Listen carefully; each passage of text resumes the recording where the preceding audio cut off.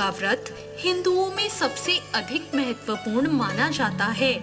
वर्ष में 24 एकादशियां आती हैं, किंतु इन सब एकादशियों में ज्येष्ठ शुक्ल एकादशी सबसे बढ़कर फल देने वाली समझी जाती है, क्योंकि इस एक एकादशी का व्रत रखने से पूरे साल की सभी एकादशियों का फल आपको प्राप्त होता है। इसे पांडव या भीमसेन एकादशी के नाम से भी जाना जाता है। आइए सुनते हैं निर्जला एकादशी की व्रत कथा। एक बार पांडवों में सबसे शक्तिशाली भीमसेन ने व्यास जी से कहा, हे परम बुद्धिमान पितामह, मेरी बात सुनिए।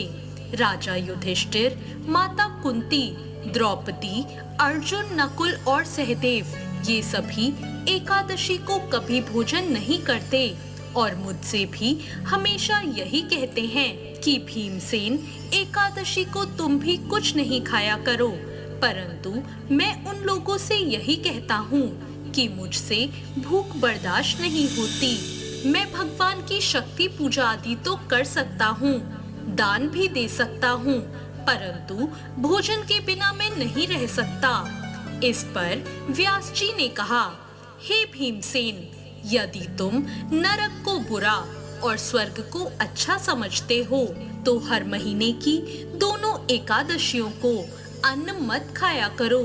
भीम ने कहा, हे पितामह, मैं तो पहले ही कह चुका हूँ, मैं भूख सहन नहीं कर सकता।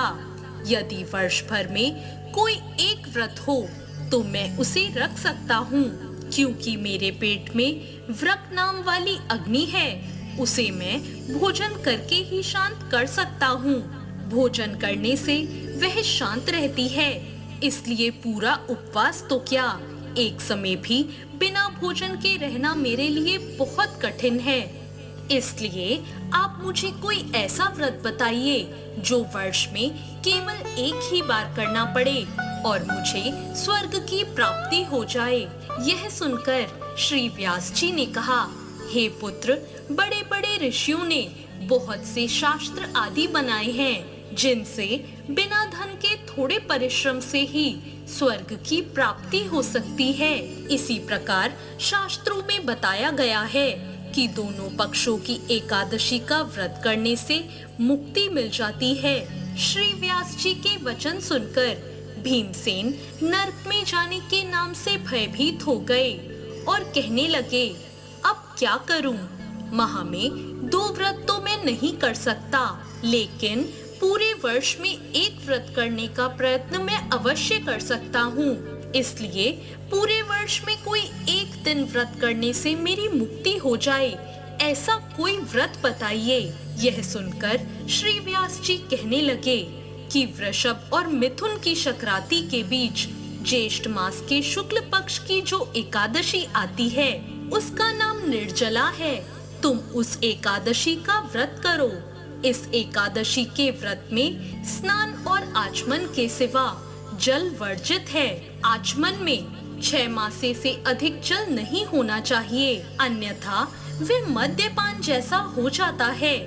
इस दिन भोजन भी नहीं करना चाहिए, क्योंकि भोजन करने से व्रत नष्ट हो जाता है।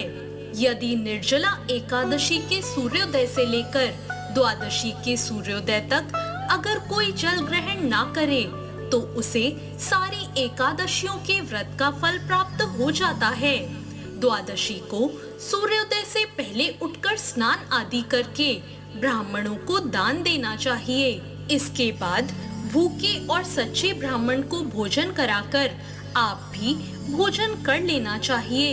इसका फल पूरे वर्ष की संपूर्ण एकादशियों के बराबर होता है। व्यास जी कहने लगे, हे भीमसेन, मुझको स्वयं ये बात भगवान ने बताई है। इस एकादशी का पुण्य समस्त तीर्थों और दानों से अधिक है। केवल एक दिन मनुष्य निर्जल रहने से उसे समस्त पापों से मुक्ति मिल जाती है। जो मनुष्य निर्जला एकादशी का व्रत करते हैं, उनकी मृत्यु के समय यमदूत आकर नहीं घेरते, उन्हें तो भगवान के पार्षद पुष्पक विमान में बिठाकर स्वर्ग ले जाते हैं। अतः संसार में सबसे श्रेष्ठ निर्जला एकादशी का व्रत है, इसलिए पूरे यत्न के साथ इस व्रत को करना चाहिए। उस दिन ओम नमो भगवते वासुदेवाय मंत्र का उच्चारण करना चाहिए और हो सके तो गोदान भी अवश्य करना चाहिए। इस प्रकार श्री व्यास जी की आज्ञा अनुसार भीमसेन ने इस व्रत को किया। इसलिए इस एकादशी को भीमसेनी या पांडव एकादशी भी कहा जाता है। निर्जला व्रत करने से पूर्व भगवान से प्रार्थना करें कि हे भगवान, आज मैं निर्जला व्रत करता हूँ, दूसरे दिन भोजन करूँगा। मैं इस व्रत को श्रद्धा पूर्वक करूँगा, अतः आपकी कृपा से मेरे सभी पाप नष्ट हो जाएं। इस दिन जल से भरा हुआ एक घड़ा वस्त्र से ढककर दान करना चाहिए। जो लोग इस दिन यज्ञ आदि करते हैं, उनका फल तो वर्णन ही नहीं किया जा सकता। इस एकादशी के व्रत से मनुष्य विष्णु लोक को प्राप्त होता है।